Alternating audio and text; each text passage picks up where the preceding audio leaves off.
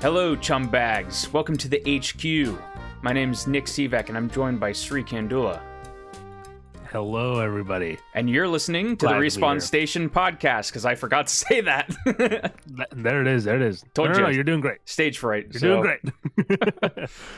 How's it going, Nick? What's been happening with you? Nothing really going on in the gaming world right now. So yeah, it's we're here for another week. You know, we had the big episode last week. So what are we doing this week? This week, Sri, we're talking about the Minecraft movie beating Mario.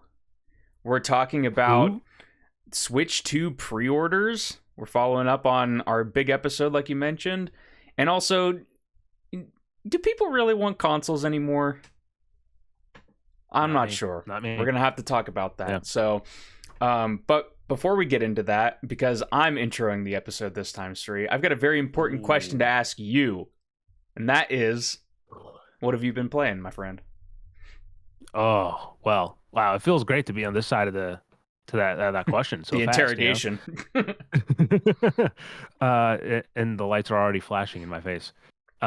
So I have been tight-lipped last week because I was playing a game that was under embargo, but that embargo lifted earlier today, and so I can finally talk about Into the Dead, Our Darkest Days. Now, Nick, do you remember, back in probably middle school, there was, high school, somewhere around there, there was a game on, I remember playing on the iPod, but like it was on iOS and Android, and it was called Into the Dead. I vaguely remember it. I think I played it like once or twice, maybe. For sure. It's definitely one of those games where if you're our age, you probably just like, at the very least, grazed it, just kind of from people playing it. Because essentially it was an endless runner where you're in this dark, kind of muted field, and you're just running while there's you're dodging zombies left and right, and like that was the main control scheme. I do remember that. Shifted left or shifted right, and then there's zombies, but then you can pick up like crates where they had like occasionally there was ammo or weapons. Was it like Foggy? Yeah. Okay, yeah. That's the image I have in my head. It's just running forward into fog. Exactly. And then so that was a pretty successful game, and then so they 5 years later, in 2017, they released a sequel, which I honestly didn't even know about. But without that kind of knowledge, recently I found out about Our Darkest Days, and my interest was absolutely piqued because they were ditching all the mechanics that the series had, and I didn't know this was a series, it was just the original had.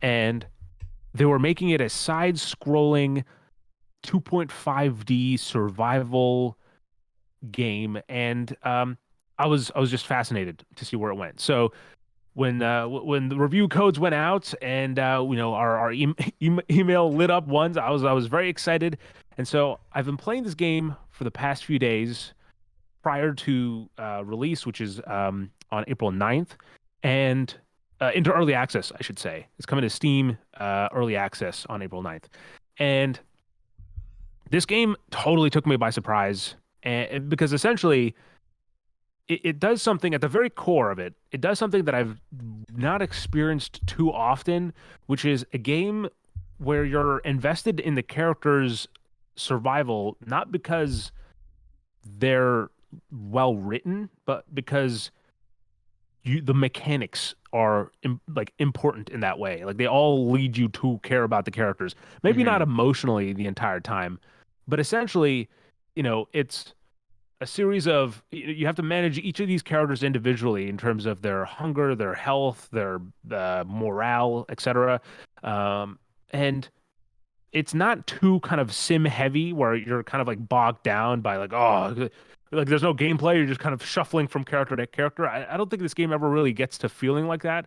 And a key part of that is that, in order to really survive, you can't stay in your shelter all the time. You have to leave. And when you leave, you take control of that particular character on that excursion.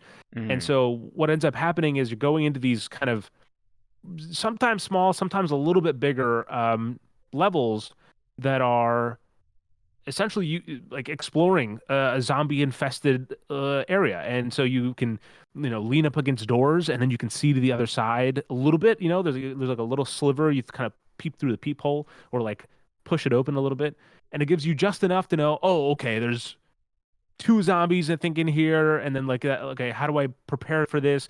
Sometimes if you play it right, you can wait for the zombie to like, come up right up close, and then as soon as it turns around, you can open the door and then one hit melee kill it from the back, like a stealth attack. Um, Mm-hmm. and so like, there's this all that going on, and you can fight against zombies if you have a weapon equipped, but weapons can break. So like you can take on one at a time, but like the moment more than two come in, you're like, this is things would start looking grim. And so the kind of the thing that adds attention is that the characters are permadeath. There's no mode where you cannot have this, at least as far as early access goes.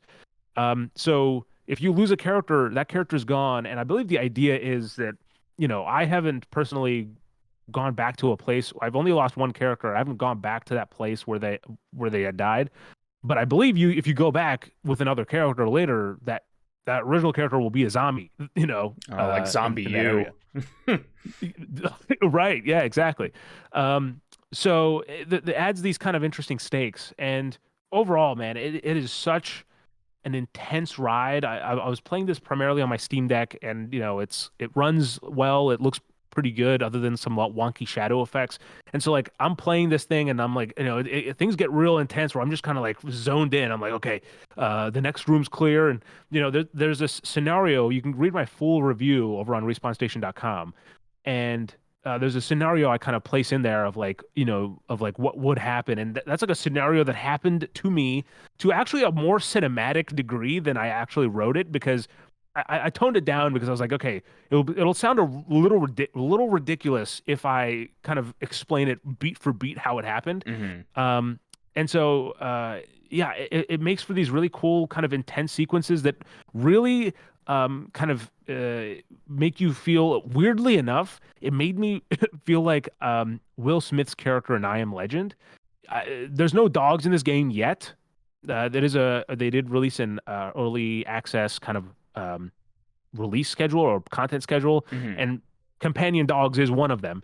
But there's no dogs in this game as of now. But there's like a moment where I'll turn a corner because I'm getting away from something. So I'll get into the first room, I'll close the door, I'll turn around, and I'll be like, oh my fucking god, this room is full of zombies. It's like, and then like, and if you crouch, there's a like the fairly good chance you can make it out without being noticed. But if you linger, even if crouched, they'll start noticing you.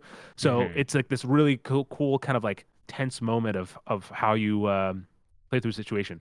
It's really caught me by surprise. So I know it's not like you might have heard like me Into the Dead, or and think, oh man, that old game, the Endless Runner, it's back. And no, this seems to be, as far as I understand from kind of looking at kind of catching up on this game, Into the Dead 3 is happening. And so this is sort of like a side project. They're like, hey, this is all done in-house and everything with Pickpock. And which, by the Gotcha. way, I would 100% thought that was like a parody name, if not for the fact that this company has existed for so long, making video games at this point, Mm-hmm. over a decade, obviously. But yeah, and Into the Dead 3 is coming, as far as I understand. But here we are with this really cool kind of early access project that seems to be a complete departure from, I'll say this, it's a departure from the gameplay loop of the other game, but at the core, it still kind of retains like the idea that it is, you are in the post-apocalypse, there's zombies, and you keep going as long as you can until luck runs out. It's just the option is that Mm-hmm. that you can, there's an escape here, there's a way you can get out. And so yeah, it's really cool. I wasn't expecting it. And also, shout out to the song in this game. It's in the trailer. It's called the end. It's only the end, and then parentheses of the world. But it's an original song made for the game, and it fits the tone of this. It's like really like cool and surreal, and yeah, very much so dig it. Nice. I wanted to ask you because when you were talking about like the scavenging excursions and everything like that, are you actively controlling the character when you play, or are you kind of like directing where they go and like what actions they do. Yeah, no, you're directly controlling them. Because actually, I should clarify that because if you maybe look at just the screenshots, it might seem a little bit like a Fallout shelter or something like that. That's what I where was you're gonna kind of say. like, That popped into my head while we were talking, and I was like, this yeah, actually yeah. kind of sounds kind of like the questing stuff with Fallout Shelter. But yeah, like I'm No. curious. It's so you can switch like just like in Fallout Shelter, right? You can like click into you're on one character at a time when you're in the shelter, Hmm. and so you can go, but it's more direct control. So you literally walk instead of just kind of like saying, "Hey, go here." Hmm. You literally walk them over, and then you initiate the action Okay. for the night or for the day. But when you go to the scavenging thing, it literally takes you with the character to the scavenging spot. And I should also kind of give a little bit more detail maybe on. So imagine there's a full map, right? That you see of the Walton City, Hmm. Texas. I don't know if it's a real place or not, but wherever your shelter is, there's like a radius around the shelter where you can go to all of like the point of interest in that area, right? Now, you are encouraged to go to these spots and scavenge not just for resources, but you can also go and if you kind of really go digging and you maybe stay a little bit longer than you should, you can get you'll go to these telescopes. Usually they're on roofs and stuff like that. Hmm. But you'll find telescopes, and if you interact with them, they'll give you like two or three other points of interest around the map, where you are, and or you can find other survivors that you can kind of bring along for your ride. Hmm. But those point of interest then get added to your map. So as you keep playing and you keep exploring, you get more areas you can go to. But then you can, every night, zombies will try to break in, and so your barricade will go down. And you can keep building up that barricade by kind of putting a character on the job, for one period or whatever. But if you don't want to do that, once the barricades go down, you can actually go to a new area and move in there. So you can, as long as you go in prior. So like, Hmm. imagine, right? Like you have to, it takes some idea, but like, or planning, I should say, not some, it takes some idea. Uh, it takes some planning, but essentially, if I know that, oh yeah, my barricades are going to last me 2 days, I can go to an area that, is a potential shelter and I can clear out that area of zombies. And then the next period, I can move into that place. And so, That's pretty cool. yeah. And then when you get to the new area, the radius changes obviously to now wherever the center you are. So you have access to more points that are previously out of your reach Hmm. before. And so, yeah, it's man, it's so weird. Like I don't really like usually I'm very much so like management sims or anything management related. I'm like, oh God. And then survival, I'm like, I'm struggling to survival in real life. I don't need to help other fictional characters do it. But Hmm. this one just got like it's the right amount of kind of pressure where I'm intrigued by like what happens next, and it feels a little bit more dynamic of a story. So yeah, I'm keep going back to it. It's just in early access, and it'll probably be in early access for anywhere from a year to a year and a half. But I'm looking forward to seeing kind of how it progresses as it goes. Gotcha. Very cool. Um, Yeah, yeah. Now, what so have you been playing, Nick? for me, Sri, because I'm in the the primary host seat this week. I have to do my part just as you do your part to throw you off course, just as you throw me off course sometimes. And so this week, Damn it. pretty much what I've been playing, it's the same as what I've been playing. I've been playing 76, Red Dead Online, and I played a bit more Split Fiction today. The one thing I'll Oh, say nice. about Split Fiction, I played a couple more of the side stories today that are really awesome. So that game's just still kicking ass, essentially. Yeah. That's pretty much all I've been playing, though, so I really don't have much to add based on what I've Okay. said the last couple weeks. So I thought it'd be fun, instead of talking about a game, if we actually play a little game here. So Oh shit. Okay. you won't be able to see this on the camera, but I will be flashing this on my webcam. Next to me here, I have Ultimate Video Game Trivia. Do Oh you have shit. enough Fuck. lives to beat this quiz? Oh boy. Okay. So this is from Okay. says Professor Puzzle on here, and this was something that I received as a Christmas gift a couple years ago. Sure. Sure. And I went ahead and fielded a couple of these trivia cards, and I wanted to test your knowledge on a couple of these. Some are easy, some might be not as easy. So yeah. So I'm going to start you off with a softball. At least this should be a real softball. You can't say that kind of stuff, Nick. You can't set me up like that. I honestly, if you don't get it, we might have to cut the recording. Mario. The answer is Mario. All right, so question 1 here. The antagonist Voss infamously gives a definition of insanity in which game? Okay, all right, that's fair. Far Cry 3. There you go, you got it. Okay. We don't got to cut the recording. These cards have 2 each on here. I don't know if I'll do both on each, but this one, sure. I mean, this should be another pretty easy one. Okay.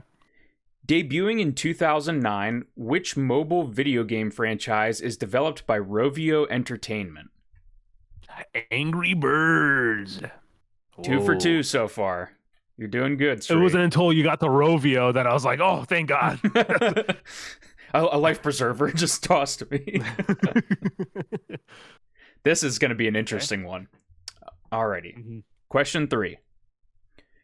What was the first game in the Call of Duty series to be developed by Treyarch? Call of Duty World at War. Is that your final answer? Fuck. I don't know any of the anything before that is a blur to me. So like Call of Duty 3, is that before World at War? It was released before World at War, yes. That is not the correct answer, however. Okay, what the correct answer is Call of Duty 2 Big Red 1 on the PlayStation 2. Oh, wow. That was wow, that was early on. Yeah. Wow. I thought they came in a little bit later. Okay. Yeah, them in Infinity Ward. So, yeah, I thought that one might have tripped you up a little bit. It did. It's okay. I can recover. Question. The design of the iconic creeper from Minecraft was the result of a failed attempt to create which other Minecraft creature? Oh, shit. I knew it was an accident. Mm-hmm. It was an accident. It was which other Minecraft creature?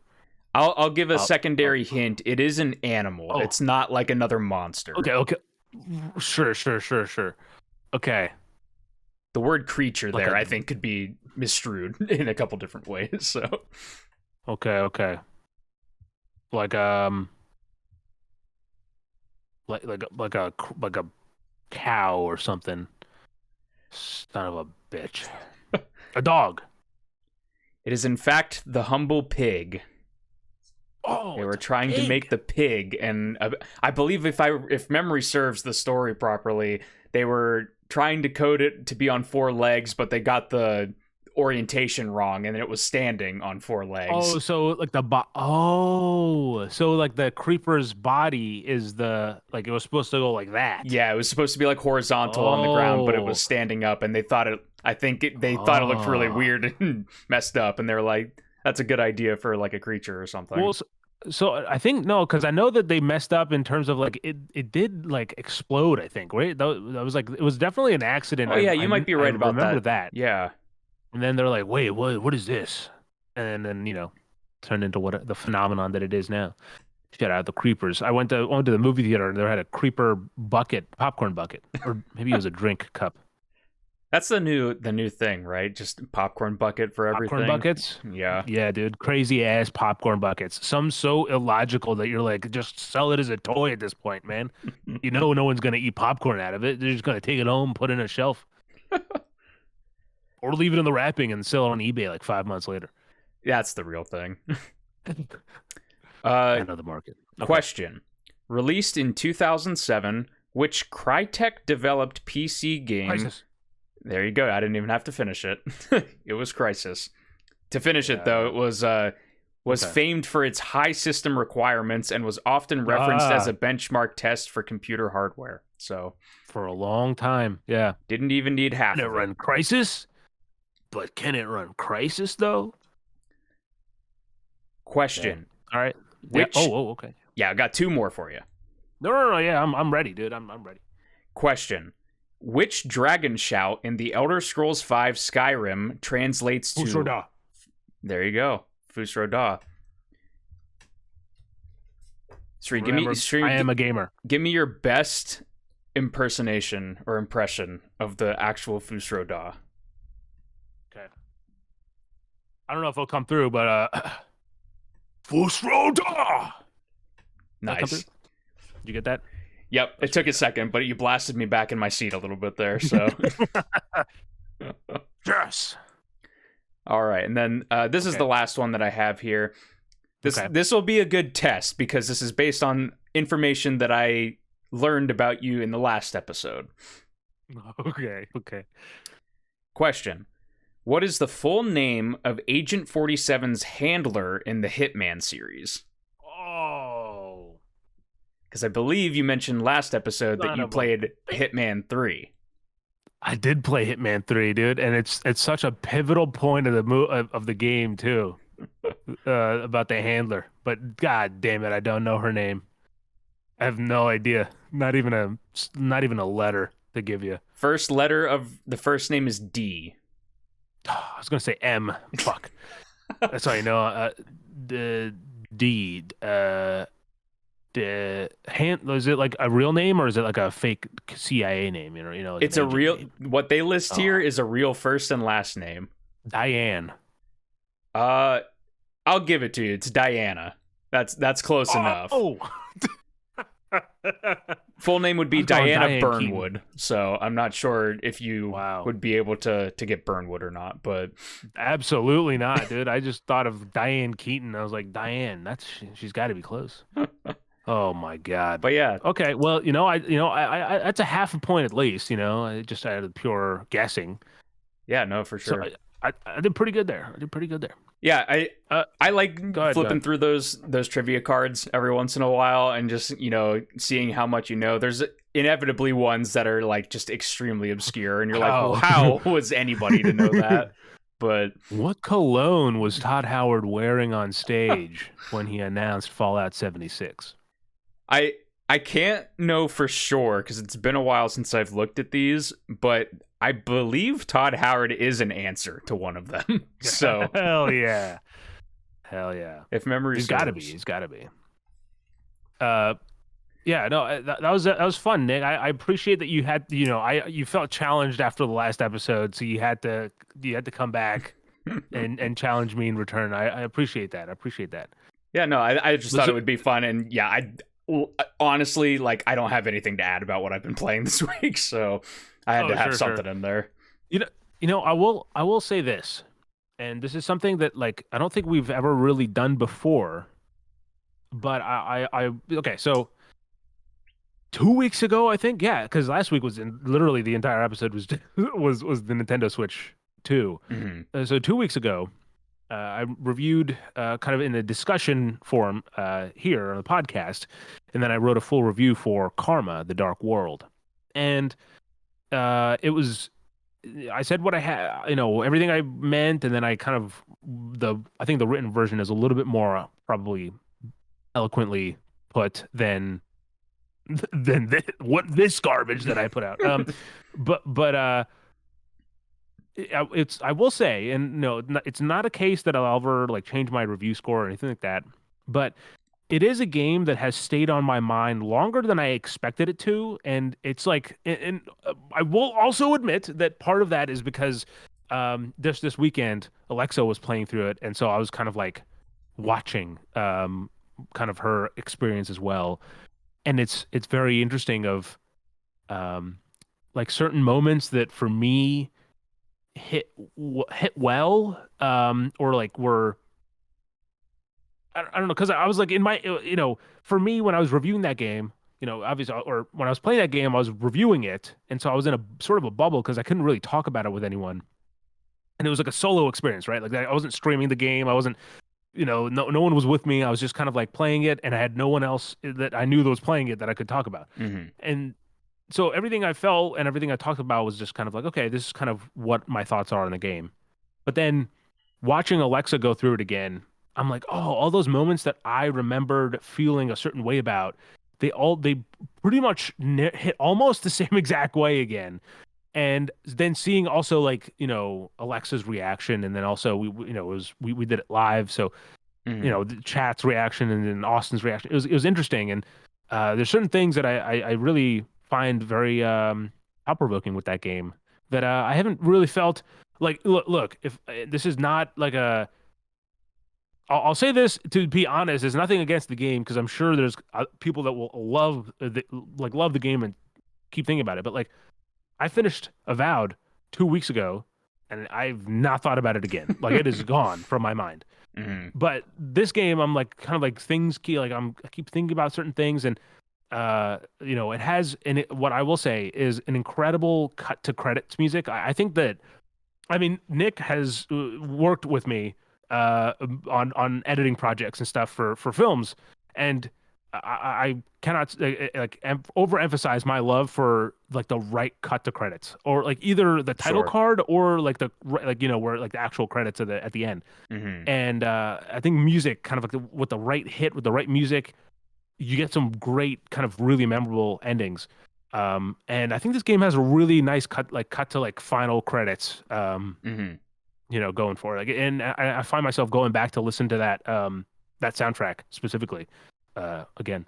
I have a question. Did you, in watching passively, and I'm guessing not on the sticks for this playthrough, Yeah, um, no, yeah. did you come across any moments that you initially, or like maybe didn't initially phase you, but did affect you differently from watching it from a passive perspective? Oh no, for sure. I definitely think that actually I can't say if it was necessarily from being in the passive perspective where I was like more of an observer, Hmm. um, because then like I love her, but man, Alexa is not the greatest at games, and so there's moments where it's like, oh well, we could have skipped out on like 10 minutes there if we if things were done a little Sure. bit differently. But so I don't know if it's entirely that, but I will say that it does have like, knowing the context of the ending, and it is still a pretty vague game in the first playthrough. Going back and then experiencing some of the story beats again, knowing what the ending is, it does give you a little bit more understanding of like, oh, like it recontextualizes it a little bit enough to where, yeah, I was definitely like, oh, like, Hmm. it was like I'm on stream, and I'm like the guy standing in the corner, and I'm like, they don't know what I know. They don't know what's coming next. Uh, So yeah, it was a fun experience that way. yeah, the reason I ask is that like it's something that I've noticed in playing games that I think is like unique to games, maybe, where I have had that exact thing that I asked you about, where the moment that sticks in my head specifically is when I played God of War 2018. Sure. I played through that game, and my overall sentiment of it being like, it's good, it's well made, but like I didn't love it. Like I think that is just kind of what I think of in my head, like whenever I think of that game, which may sound obvious, but like there's a certain tone and feeling that I imagine was how I was feeling while playing it. But then there's Right. occasionally times when I go back and I see cutscenes from the game, and I'm like, oh, that moment actually does hit pretty hard. Like the dialogue, the way that the music goes, or like the camera pans back into gameplay. I'm like, that's pretty sick. But like, I don't remember feeling that while playing. And so it's a weird Right. kind of like thing where it's like occasionally, like, I'll just be on YouTube bored one night or whatever, and I look up gameplay from this game that I played 5, 6, 7 years ago. And then I'm just like, oh, yeah, like I maybe it's just like you're paying attention to stuff that you're not paying attention to when you are on the controller. But yeah, Hmm. it's something that like I don't know, like I'm just thinking about it in like context of movies, and it's like there are certain movies where like I could Yeah. point to it and be like, I'm gonna feel the exact same way about that choice every time I see it. But depending on if I was playing through something or watching somebody else You're do it, I watching have a someone. Yeah. different reaction to it. It's weird. No, that's a fair thing. I do feel that, and I look, I I know some people feel a certain way about like people who play video games on the internet, and then there's another there's another side of that where like, oh, you watch people play video games on the internet. Like there's like a weird side, side eye to that. And as someone who does that, I'm both sides of that field. I not only play games on the internet, which by the way has led me, and I don't know if we've really talked about it on stream or on the podcast before, but it's like a really interesting perspective of there's certain moments, like gaming moments and experiences that I've had that are now like saved. Like I can, as you were kind of saying, like there is a difference between kind of experiencing it firsthand or like offhand. But like certain games, like Until Dawn, right? I played that game, like 10 years ago at this point, right? And it's on my YouTube channel, and I can go back and watch myself from 10 years ago, right? In high school, play through that entire game again for the first time, which is a weird thing to be able to do it. So I love that aspect of it. But I also watch other people all the time play different video games, and I do think the experience, especially when it comes to really intense narrative stuff or more like, I think those are really interesting because obviously the moral stuff or like the emotional stuff kind of gets swayed along the way. Like it's not going to be the same as if you're on the sticks, right? Yeah. The other part of it is if it's like an RPG, right? Where I'm going to say Avowed again because it's on top of the mind at the moment, but it's the most I've thought about Avowed. But it then that those playthroughs are more of like, oh, what's this going to happen? Like what does this like what will this character do, and how will that kind of change the shape of the narrative, or like where does that change? Yeah, where do these choices branch out? Like this person's playing completely different to me. Like how is this going to react, and how's the game going to comment on it? Yeah, and then we're not even going to touch on like like RP stuff, which is like GTA RP. Like I can't, like there's a period of my life where I watched I didn't even watch TV. I was just watching GTA 5 RP. And there were things happening like just naturally alive while they were playing that are so inherently cinematic that I was just like, you can't rate this kind of like as dramatically as it is. It's definitely like a interesting experience. I think it kind of gets dunked on sometimes, but I think there is truth in the advertising that Battlefield does, where it's like only in Battlefield moments and stuff like that. Yeah. And that stuff is completely like, yes, the framework is there for those moments to happen in a game, but that's entirely like player created moments and stuff, which is just so cool. Yeah. Definitely 100%. And there's a very few games where you can have specifically that, where your experience dictates, or like how you play and what you play, or how you play kind of dictates the experience you get out of it, not necessarily the experience that the developers might have intended naturally out of the box, like in a campaign. Yeah. Like I've recently been, if you don't know, okay, we're gonna start slowly dipping our toes into the news part of the show. But Verdansk is back in Call of Duty Warzone, and even though I didn't play a whole lot of Warzone, Nick, we got to get you back on this, man. Verdansk is back, but even though I haven't played a lot of Warzone, I've been watching people play it, and I was like, oh fuck it, I'll jump back in, and I'm going in. I'm like, this is like there are inherently cinematic moments just that come from the design of Warzone as it is, in terms of you're walking around, like as you're diving in, it has like the dramatic ass music, and then there's certain musical cues that Call of Duty always, I think, nails. Where it just kind of makes you feel like it's like they're ramping up the tension. It's like a movie where you're getting closer and closer to the climax as the circle kind of shrinks.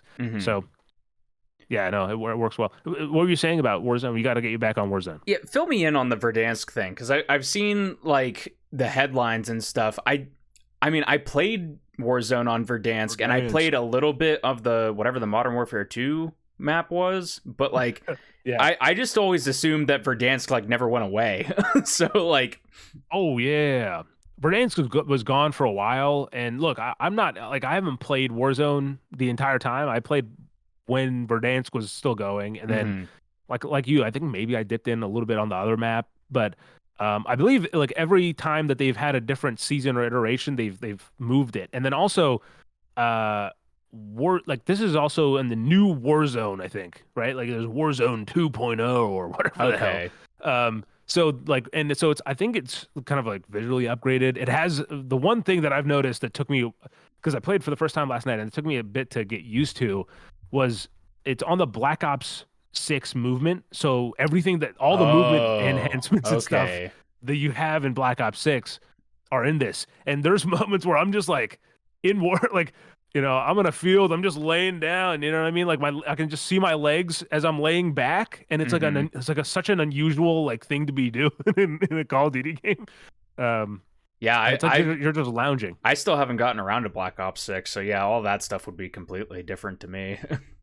See, Nick, this is it. We got to get you on the stream, and we get your first experience with a Call of Duty Black Ops 6 movement while you're fucking jumping at. Oh, there's actually, I will say, I didn't get to really try this, but in Warzone, there's categories now, in like or game modes that you can play as, Hmm. and there's like kind of like respawn game modes where it's like 50 versus 50, I think as well.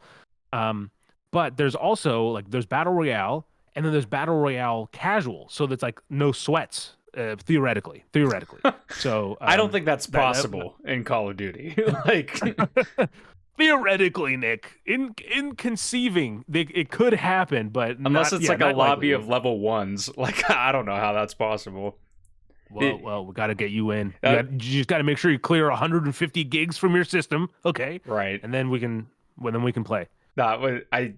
Yeah, Verdansk, returning Verdansk player who's only played Verdansk tries new Verdansk. Like, Exactly, exactly. And we got to get you really emotional about it. So like you're like, oh, I remember these for 4.5 hours that I've played. you know what? It's funny. You just reminded me that we did play on stream because there was that time when I crashed the helicopter and killed everybody. No. You didn't. I don't. Did you crash the helicopter? I think Yeah. someone blew it up. No, I think was someone blew it up as we were driving, or you were the flying way away. that I remember it was that I was flying extremely low and I crashed into like a telephone That's pole or also something. Like, yeah. No, that's also. I can picture it, but I don't know the context. I got to go back. It's a clip somewhere. I got to dig it around. But yeah. There you go. Warzone. Next time we come back, yeah, we'll see. Verdansk. What a time, See how it right? goes. What it What was the don't you want to go back mentally to 2020, when Yeah. everything was good? What was the Fortnite one called when they went back to the first map? It's just called OG, I think. It's just Fortnite OG. OG. Verdansk Yeah. OG. Yeah. I did also go back for Fortnite OG, but that was actually a bit more like that was nostalgic for me because that was in college, and I remember like at one point a whole bunch of like it was like I think Austin was maybe there. Um, okay, so I'll briefly set this up. What we tried to do with Respawn Station, we tried to do like before, and for that version of that thing in college, we bought like 4 or 5 Xboxes together into one apartment, and we hooked them all up, and then we started playing Fortnite locally. So like it was all like all of us were diving in, and that was the video. It was like it was pure. I don't know how we thought that would fucking work in the editing wise. We weren't like phase or whatever. We weren't getting these we weren't making that much money for this. No money actually, in fact. But I remember like playing on the OG map, dropping into fucking now I'm gonna forget the name. Salty Towers, right? Salty Tower? Is that what it is? You're gonna know more than me. Tricky Towers? Fuck, what? It's some Twisted Towers? Fuck, what the hell is that Fortnite map I think called? it's Twisted Towers, maybe. Tilted Towers. Is it Tilted? Because all I remember is Tomato Town because of that one song that the kid sings. Just wiped Tilted out Towers. Yeah. Okay, that's what it was because people used to say, "Oh, I don't know if there was an origin of the word. This is how I took it, but it's like, oh, you're tilted." Like people, you're like, "Oh, you're fucking tilted." Anyway, Wow, what a fucking digression that was, huh? Yeah. Holy crap. Nice sidebar. Anyway, let's talk about the news because there's some stuff going on, some headlines that we got to get to that are pretty interesting that we have to, and some of it has to do with kind of everything we've talked about in the last episode. And, we will admit, we're going to get to the Switch 2 stuff in a second, but stuff with the Switch 2 has moved so fast that by the time our episode went out, stuff that we had said was already like, oh, that's not entirely correct in what we were saying. So, yeah, we'll get to that. But first, ladies and gentlemen, we talked about Minecraft. All right. Yeah. Well, how about Minecraft crafting how much? $163 million domestically, and $1 million worldwide at the worldwide box office. Yeah, Minecraft movie. With that kind of performance over the 3-day weekend, they did surpass the Super Mario Brothers movie, which, based on the article I saw earlier where I pulled the 163 million, it was I think they listed that at 140 something million in the same period. So just like passed, but pretty close for both of them as far as mega hits go. Yeah, dude. Yeah, I'm honestly shocked by that. Like I'll be the first to admit, like, I loved Minecraft when I was younger. I've, dabbled here and there in recent years to try to get back into it. Yeah. But ever since that first trailer for this movie, I was like, man, that looks like dog shit. We had a whole segment and we talked about it. Yeah. It looked so bad. It looked so weird. And I mean, I guess it doesn't matter. I guess it's just... I think all of that stands true still. Like, right? Like, I think everything I've seen about this movie is that it still looks bad, like all of those criticisms that we had from the first impressions stay true, but it's become, I think it's surpassed it because, one, you can't outweigh the kids' interest, right? And so, like, if a kid is interested or a group of kids are interested, that's not just like 2 tickets. That's also, like, usually, depending on the age, like, the parent is also coming along for the ride. Sure. And so that adds to the price. But then it's become a huge meme. And so and look, I can't lie that just this buzz around this movie has made me curious about watching it, because I feel like every review I've seen has, like, from kind of people that I follow, has been, man, that movie was bad, but, like, also the theater experience was crazy because, like, it was just like people, like, these kids were, like, completely enamored by it. And I will say, so I went to the store 2 days ago, and there was, I was kind of like, all right, I will give you the experience that I've had. All right, I'm just going through the store, looking at the stuff as a human being does, Nick. Right, that's what I'm told. And all of a sudden, I see, like, one person walk by with, like, a headband on and had, like, a little plastic thing on top. And I kind of, like, I was like, interesting headband. And then I kind of look back, and then I'm like, kind of look up again a few seconds later, and another person is walking by, a different person, with a similar headband. And so I was like, let me take a second. What does it say? And then it hit me, Nick, that it was their Minecraft gamer tags. In Minecraft, when you're playing, your gamer tag is, like, above your head, right? Like, if you're playing with friends, your gamer tag is, like, invisible above, or, like, it's like, just the text is above your head as you're walking around. That's what the headbands were, to hold the name tag in place of and it was, like, see-through, but it had the black, blocky text that said their gamer tag. I was like, that is incredible. And there was, throughout that, I like checked my my phone, and I saw that there was a screening of the movie in, like, 9 minutes to when this was happening. Okay. And I see more kids come in, and they're like, dude, this is a real conversation I was experiencing diegetically in the world. I was just walking by, and these kids go, we're watching it at the same time? We're watching it? You're going to the same showing? And I was like, dude, this is incredible. We didn't have this as gamers. We didn't have this back in the day. Oh my God. I mean, look, might not be a good movie, but this is a landmark film for them. I've also heard, nightmare stories of like kids running around filming TikToks in the theater and stuff. I've heard police were called as well. Yeah, yeah. At Oh certain my screenings, goodness. because I guess there's it's a zombie that like a baby zombie that rides a chicken. It's a chicken jockey. I forget what the name is, like in terms of canon, but Mhm. yeah, I heard that scene kind of has caused the kids to go crazy. We're getting live reports. These kids tripping balls over this scene. I think that's the first time a human has uttered that sentence that you just said, by the way. That combination of words has never been said by another person. That's what we do here on the podcast, Nick. We come up with original, never before heard content. All right, so next up on the roster, we got Bungie. Bungie's new game, or it's their old game that they're now bringing back with a brand new coat of paint, but like also like a lot more than that. Its gameplay reveal is scheduled for Saturday, April 12th. And Nick, do you have any previous experience with Marathon? No. Honestly, I have zero. I knew it in name because, I like delving into previous works by, different studios whenever I'm into, a specific game or something like that, or a series. Were you into Destiny, or was it Halo that you were? Halo would have been it. Okay. I wear this as a weird like mark of pride. But the only Destiny I've ever played with your chest. The only Destiny I've ever played was the open beta on Xbox 360.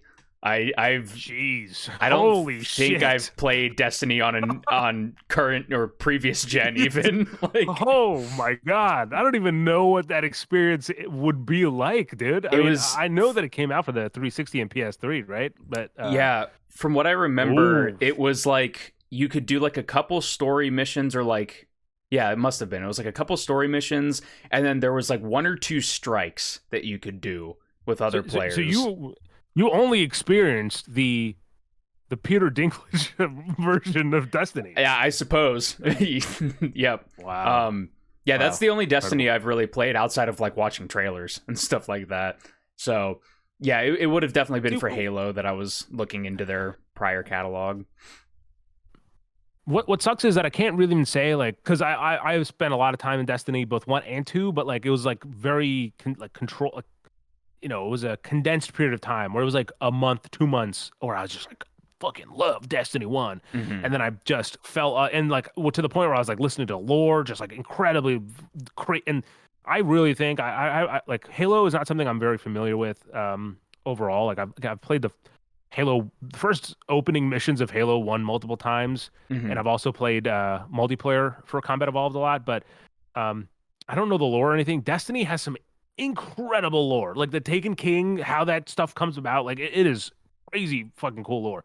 And then I fell off the series for other things. I was making short films like What Remains, and then I came in for Destiny 2, and I believe actually after it went free to play, and then I got some DLCs and I kind of played through that, and it was a really cool experience. Again, I was like very concentrated for like a while. I was just like, this is Destiny 2, eat, pray, love.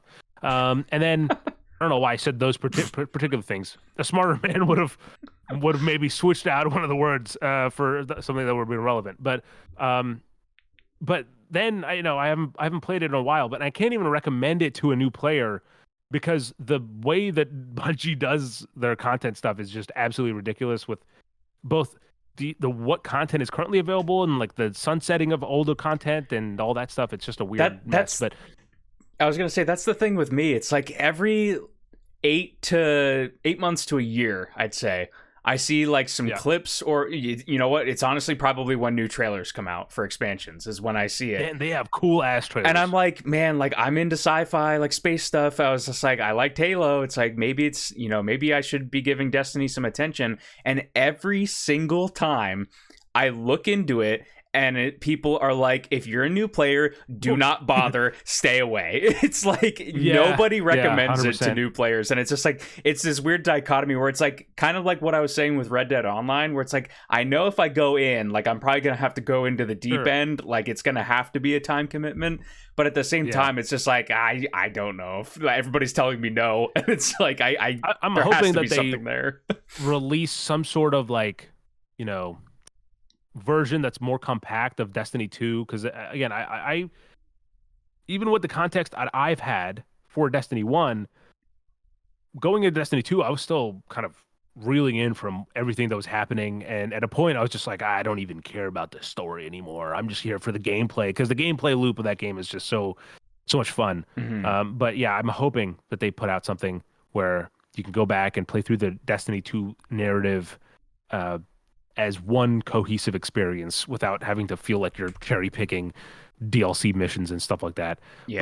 But Marathon, I'm on the same page though. Like I know that Bungie made Marathon, and there's actually, we occasionally shout out other smaller creators. Mandalore Gaming has a video about Marathon. That's my experience with it is watching that video, and great video. 100% recommend watching or like his reviews. Mhm. Just like like it's one of those review like he's one of those reviewers where I'm like, oh my, how do you do it, man? Like God, just like deep dives every time, and it's like so comprehensive, without getting like too bogged down. At least for me, for my simple Destiny brain. But Marathon is all new to me, other than kind of that small 30-40 minute experience. Mhm. And so coming in now, they released the teaser trailer. Did you watch this? No, I haven't seen it yet. I saw the still frame of like a cat thing. It's honestly it's if I was to describe it to you, it's like 4 or 5 dots of very like high detailed, aesthetically pleasing environments, and like cool kind of graphic novel shots almost of Mhm. action, and then you get to the point of view of a character who's died, who also has like blue blood, I think, and you're in their perspective. Nope, no, likey, get that out of there. um, it was like their perspective, and then the cat thing comes up, the pink cat comes up and nuzzles up, and they say that the gameplay reveal is Mhm. happening on Saturday, April 12th. Some other like I think some creators and stuff like that already had hands on with the game. Like I think Jeff Keighley, Mhm. I saw said like he played it and stuff. So there are people that have their first impressions already set to go. So we'll be, and by the next episode, we'll have some sort of kind of early impressions about Marathon. There Yeah. was a rumor that I think that the game will launch, or not launch, but like be playable for players right away. I think that is just a rumor. I wouldn't expect it to just be like it's dropping now hard. Here we are. Mhm. Yeah. Should should mention, I guess, to anybody that's in the boat that hasn't heard of this Marathon game, this is going to be, Yes. again, maybe some red flags for people. Why is Extraction this shooter, hero games shooter as a elements, service? games as a service, new thing from Bungie. So, Bungie has obviously the pedigree, I would say, even though, Destiny's kind of had its peaks and valleys from what I've seen from the fan base, but For they sure. have the Halo pedigree. And like you just mentioned, like everybody consistently still says that Bungie is some of the best in class for console shooter gameplay. So I would expect it to at least look pretty cool. But yeah, the hero shooter, extraction shooter stuff has not turned out many W's in recent years. So You gotta tell me. Don't gotta tell me, Nick. I'm all too familiar with that burn. I'd be curious though. Look, I don't.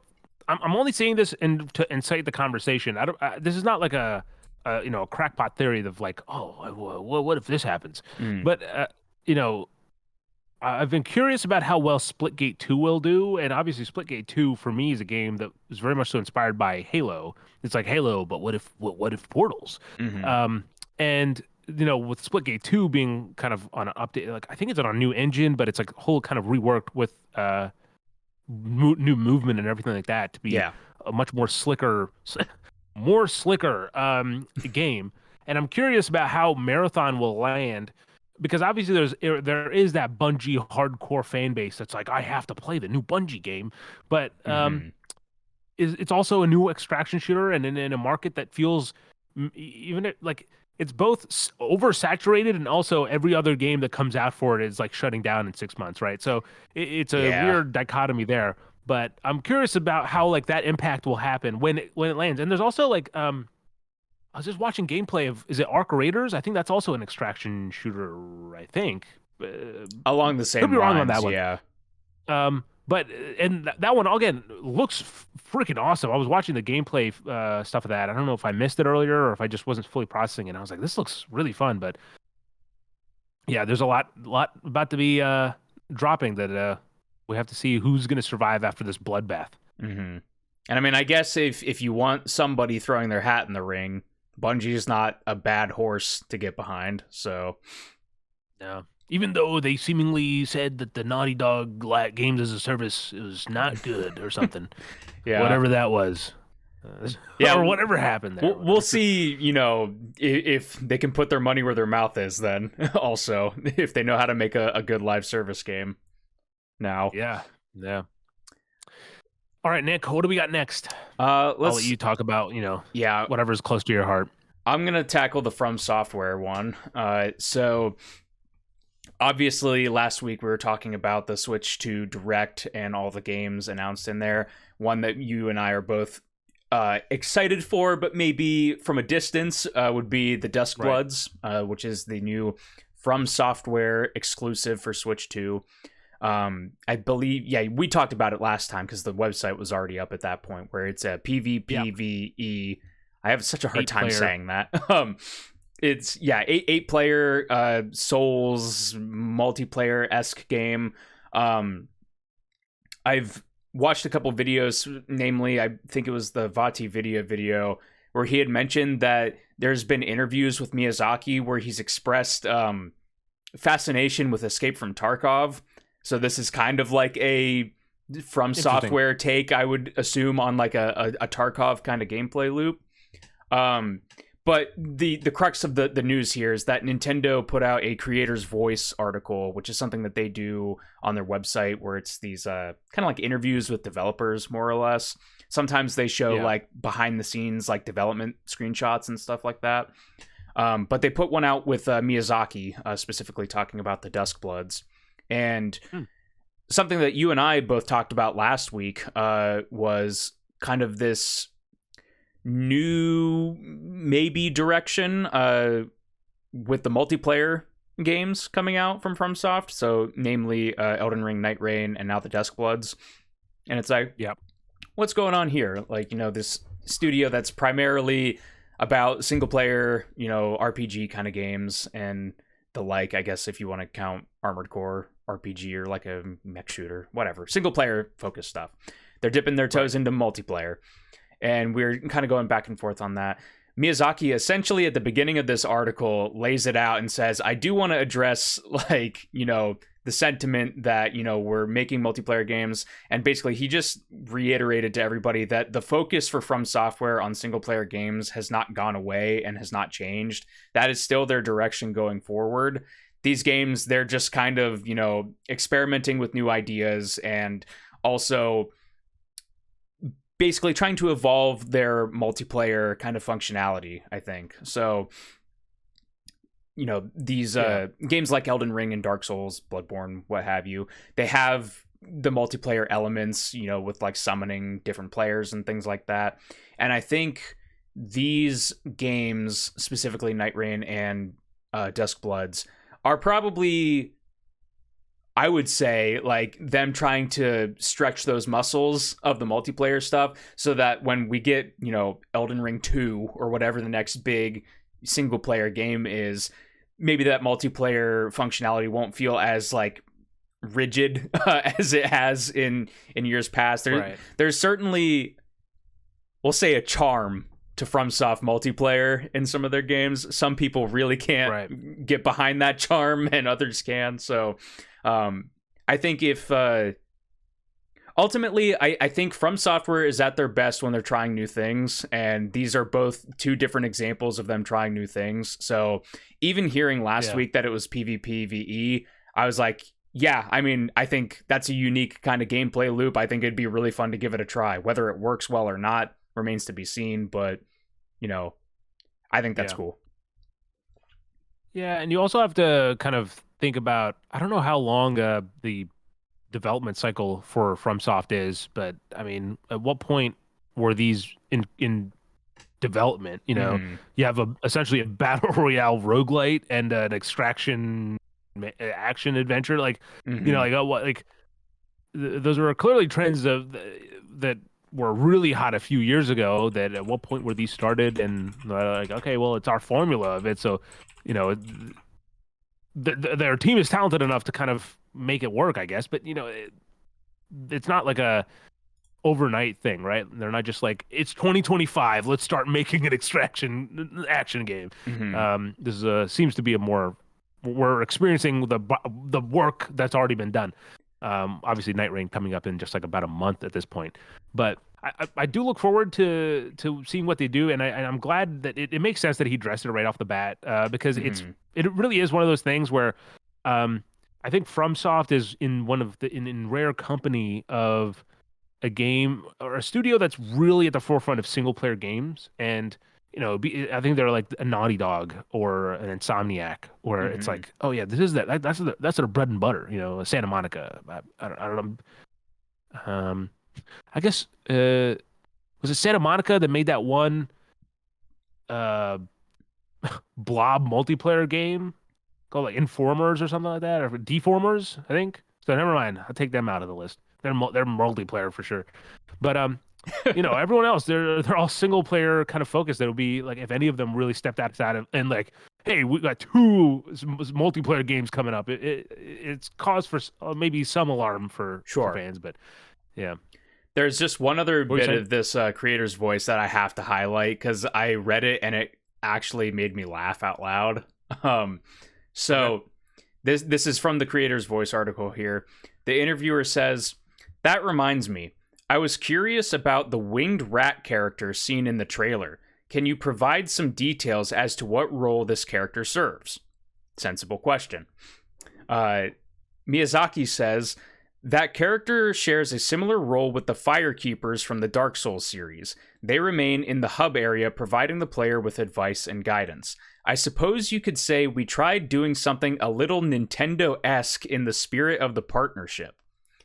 To which the interviewer says, "What do you mean by that?" And then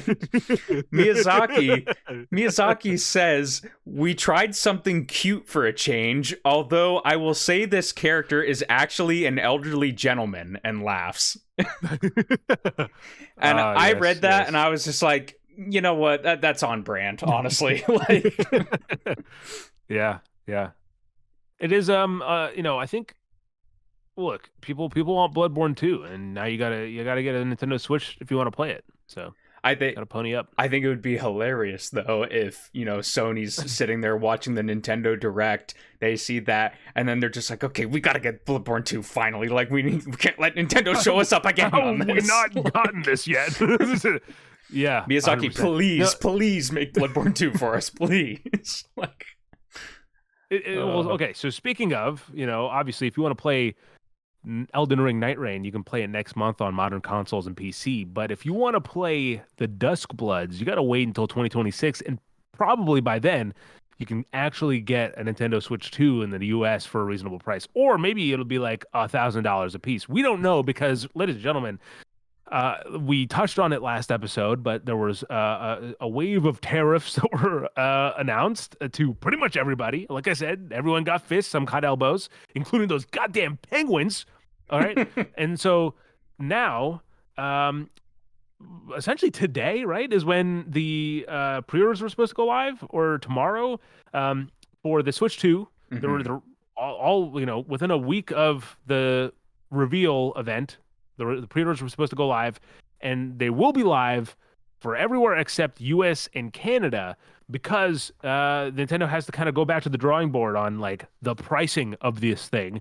And I will say that I think that this was a point that I was maybe a little bit wrong on because, and we don't know really entirely behind the scenes, right? And like we do our best to kind of make sure we're hitting the facts, but there's a healthy dose of opinions along the way. And so one thing I kind of gave Nintendo the benefit of the doubt, which was, like, hey, maybe I think the Switch 2 was originally somewhere more closer to the 399 range, and then I think in anticipation of these tariffs that were incoming, they released they increased the price of 450. That doesn't seem to be the case from what I see. It seems that they were as blindsided by this as everyone else, like in terms of like, oh, hey, we got fucking tariffs. So now we have to see how this works and what kind of like what the impact is, because the pre-orders are not live. We don't know what the final pricing is. There's look, we're not going to say definitively what I mean, Nick, we could like give a hypothetical price, right? Like, but like that, there is no science behind this. There's no math behind it because we don't know what, like, there's a certain degree of Nintendo saying, hey, we need this profit, we need these profit margins. And then there's also the idea that they could say, hey, we'll be like a Sony during the PS4 and say, well, we'll bite some of the profit, we'll eat some of the profit in hopes that our $80 games will make up for that, and kind of sheer volume, perhaps. But do you have a thing that do you have an estimated price where you think the Switch 2 will end when it finally goes up for sale in the US? Yeah.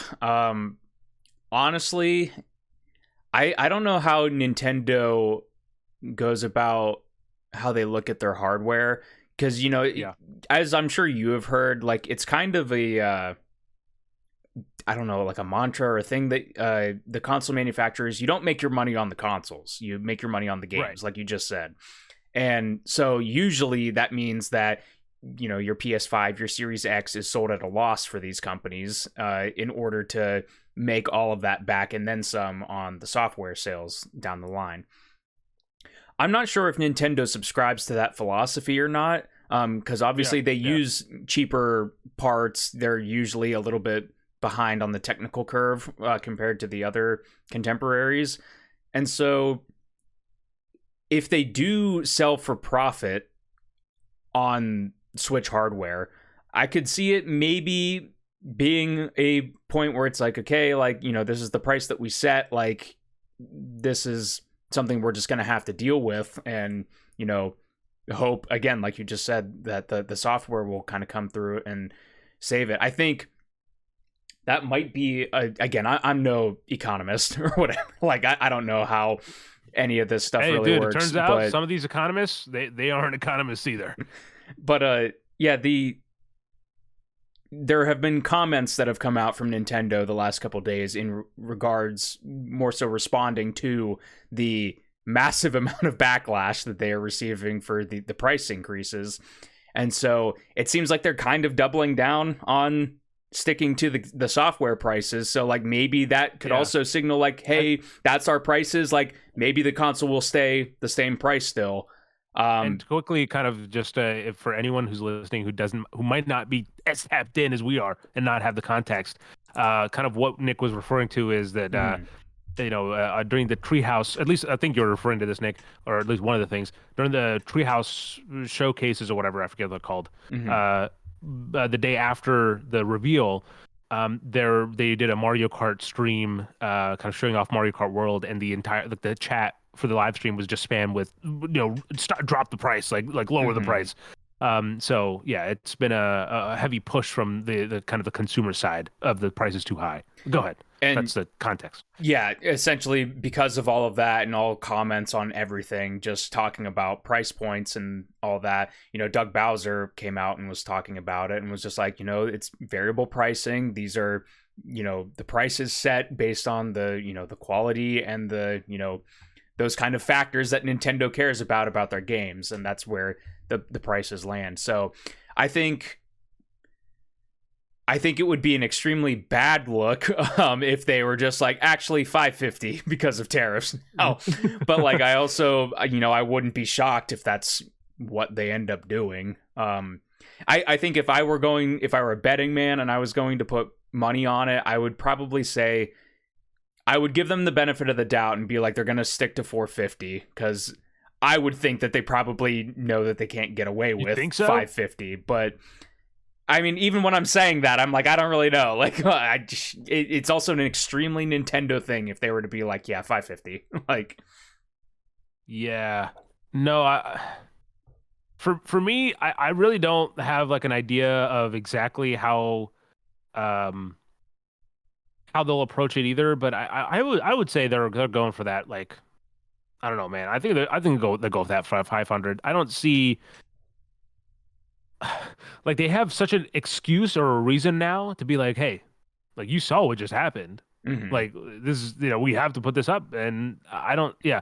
I mean, they could always, do like what, other companies might be doing where they're just like, oh, let's just buy an airplane and make it and just stuff it full of, systems and then smuggle it to the US. Who knows? We could do that and avoid the prices. But yeah, this thing's going to be expensive. I think at the very least, though, we can commit to the fact that $450 will be the lowest the Switch 2 will be. There's no, there's no chance that Nintendo will be like, oh, we listen to you when we're cutting back to $399. Like that's just not that. It would be that very would not happen. It would be it would be against Nintendo's ideals at this point if that were to happen. But that being said, yeah, I hope that they at least stick to the 450. Though, how fucked up is that? Though, like, we're like 450 is pretty expensive, but then it's like, oh, I sure hope they stick to 450 though. Like, oh my gosh, yeah. I also think it's funny looking back historically, because it's like Switch 1 had such a problem just being able to find the thing, right? And now they've said on record multiple times that like we're doing a lot of stuff to make sure that there are consoles in stores for people to buy. And now people are just going to be priced out on it, and it's just like it's crazy. Yeah. It's I mean, look, we were all a little bit surprised. If this is what liberation feels like, fuck that. Yeah, I just to put a bow on it, I think if it is increased at all from 450, I think a lot more people are just going to look at their Switch 1 and be like, I don't think I need to upgrade. So, sure. Right. And well, yeah, for sure. I think it's also a factor of how long the Switch will be supported. Sure. After the Switch 2 releases, because Nintendo is decent about supporting stuff, but they also that Switch is old, and so if you're expecting a lot of these new games that are coming out, they just would not run on the Switch, OG Switch. So there's definitely the market will start drying up a little bit faster on the Switch, I think, that way. Indies will probably still keep coming. All those indies that have been in development for like 3-4 years that are getting ports for the Switch, the OG Switch. And it's also like such a large market that makes sense for indie games. But yeah, the last point I'll say kind of on the Switch 2 matter is just about the idea that, what we're talking about, look, this thing's coming out in 2 months at this point, right? Yeah, 2 months. A little bit less at this point than 2 months. And like, it's so weird being so uncertain at the launch of a major console like this. And I'm curious to see what happens next. This is an active, it's not even like a joke. This is like an active developing story. There's a chance by the time that this episode airs, from when we're recording it, that Nintendo comes out and it's like, hey, actually, Switch 2's canceled. Yeah, I'm not. Yeah, sorry guys, we're packing it in. Like, you complain too much, and so you're lost it. But yeah. So it's going to be an interesting conversation developing as we keep going here. You don't get to experience the Switch 2 camera in Mario Party Jamboree TV.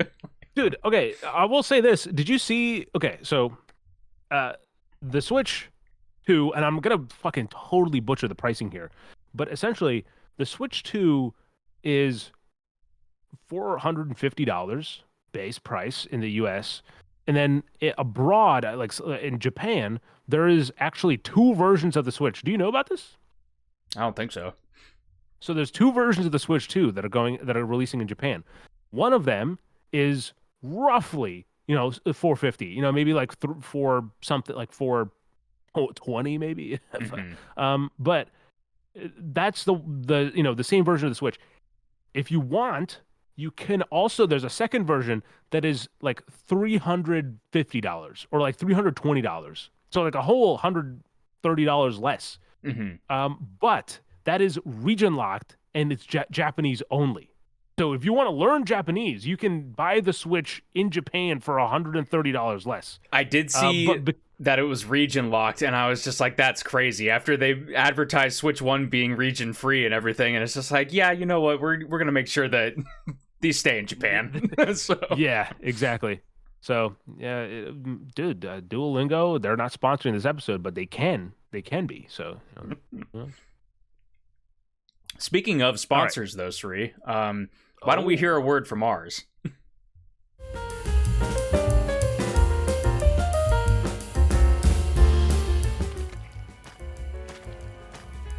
X. Oh, X.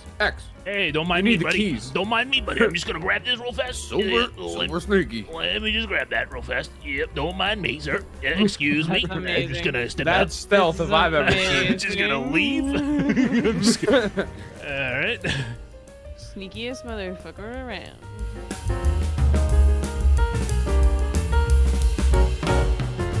And we're back. So, just like that. yeah. That was some good conversations. That was a lot of fun bouncing back and forth on that. But let's bring it down to the depressing layer again, right? Yeah. Can't have What too much better fun way to here. follow up our entire 2-hour conversation about the Switch 2? Us Then- being extremely hyped and excited for the Switch 2 than a conversation about whether or not consoles are still a desirable thing for kids. Yes. So, okay, let me briefly set this up, right? So, I read an article a few weeks ago at this point that essentially is from GameSpot.com, specifically the one that I'm talking about, and it said Netflix's gaming boss wonders if young people even want a new console. And it's Netflix's top gaming boss. What a title, by the way. Aline Taskin has said he questions whether or not young people these days even care about consoles. Speaking at an event at GDC, he said that he personally enjoys console gaming, but he's not sure if there's gaming, if it's where gaming's headed in the future. And obviously, this is a huge conversation kind of starter because, well, first of all, Nick, what's your reaction to that? Kind of just cold turkey. Like, what's your thoughts? Yeah. Obviously, we've been in this space for a while as, like, you know, consumers of online video game entertainment, essentially. And Yeah. I remember conversations, it would be over a decade ago at this point, talking about the PS4 and the Xbox One and how those were going to be the death of gaming because mobile was starting to rise up and that, you know, Yep. all your games are going to be mobile games in the future. And then it comes and goes in waves. There's, you know, it was a whole thing about DRM at one point, I remember as well, that, like, you know, your games are going to go away and, you know, digital libraries and all this stuff. Like, it always comes back around. And hearing the sentiment from the Netflix boss, I mean, the article goes into it as well. Like, yes, this is the head of a company that is trying to lead a charge of selling people on subscription-based digital entertainment and not hardware consoles, right? So, like, it's understandable that that's kind of the position that somebody in that specific position is going to come at this situation from. I also think because mobile never overtook consoles, because, you know, we aren't just living in a DRM hellscape with games, that Yeah. I think console games and by extension, like high-end PC, but still dedicated gaming kind of machines, I still think that there's going to be a spot and probably always will be a spot for them. I will say recent developments in like things that we'll get into, like streaming, like cloud gaming, or any of these other things, and even with particularly recently with all the cropping up of like AI stuff, I think that future does get a little bit hairier. And it's like I basically what I'm trying to say is that I don't think what we are experiencing right now will be the normal in the future. I think it's probably going to go, we'll see it first with physical games. I think that will probably disappear first rather than console hardware going away and it's just streaming services that you get your gaming entertainment from. But I think it's probably going to follow a similar trajectory where there's still going to be companies like a Limited Run or something like that are still around being like, yeah, remember when gaming was, cool and you could buy a disc or a cartridge? Like, I think there's... Tell your grandchildren, son, one day you could walk into a store and pick up a video game. Yeah. You mean like the data? You mean you pick up the data? No, it's a disc. Yeah, that's exactly what I think is going to happen. And yeah, specifically, I think it's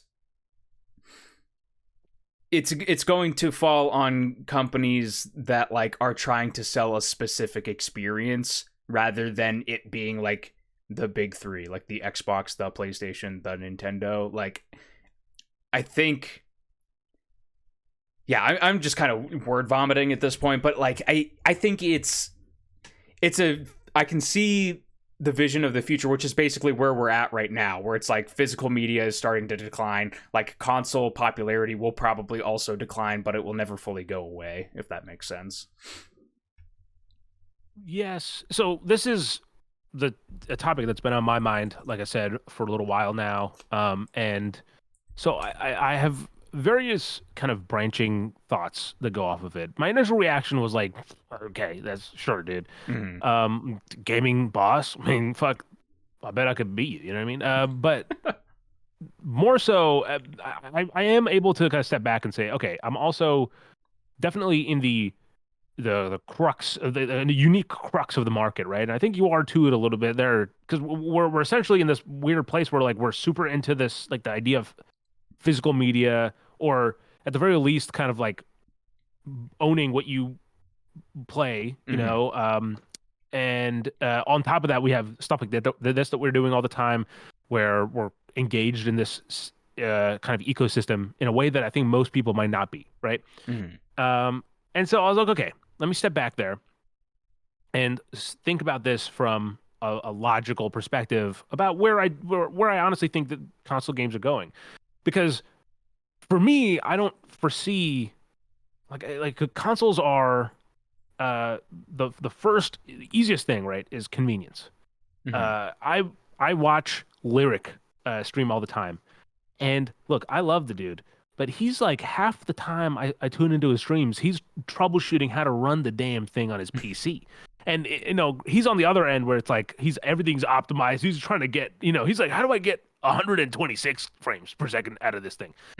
So it's different, but still, it's like that experience on PC absolutely blows. That's the reason I love the Steam Deck, is because I don't have to worry about that as much. It still sucks. I have to go into the settings and be like, okay, like, can I turn down the shadows and see if it runs there and, get a stable frame rate? But for the consoles, the convenience of just putting in a disc, turning on the console, and then waiting about like 2 hours for the install file to go in, and then playing the game. It's so much more convenient than like having to troubleshoot and my graphics driver is on fire, or I don't know what fucking PC gamers say. I don't know what the problems they experience is. Nick, you might speak better to that. I know you play PC games a little bit more often, but like that. For me, consoles are so pivotal to that experience where I can enjoy the game, jokes aside, without it is ridiculous at times how big some of these install files are, even if you have a disc. I'm looking at you, Red Dead 2. But that being said, there's it's the experience is so much more seamless. You don't have to worry about anything else. I can party up like without any real thought or kind of like confusion. Look, I'm not saying that this is an overly going on Discord is an overly complex activity, but it's just a frictionless experience to do all that on a console. And so for me, it's a replaceable. And but there are kind of other sides of that. And I think, Nick, you mentioned a lot of those that are kind of the high probability of like, yeah, look, if we're thinking practically, Xbox is no longer in this console race. Okay.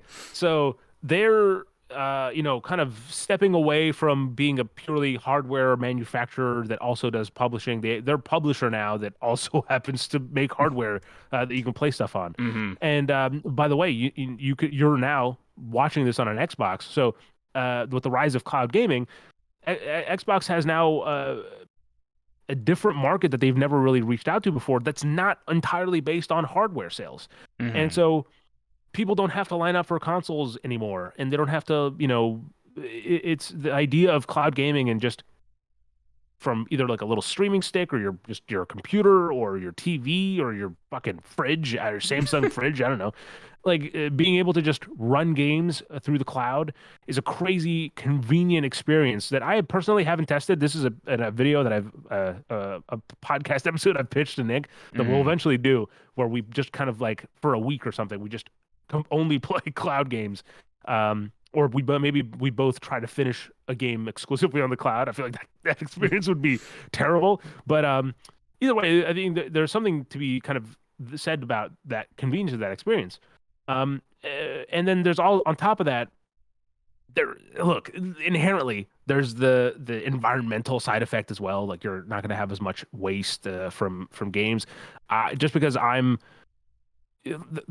Look, there's some heathens out there. Like when I buy a game, I'm putting it on the shelf and it's in alphabetical order on my shelf where I can, what am I in the mood for? Let me look and pick a game off the shelf. That's what I do.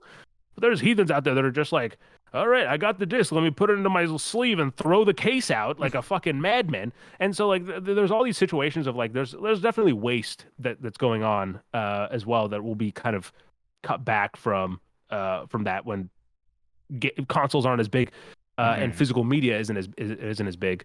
And then on top of that, physical media in general has also been kind of getting kicked to the wayside. I mean, Best Buy recently stopped selling movies.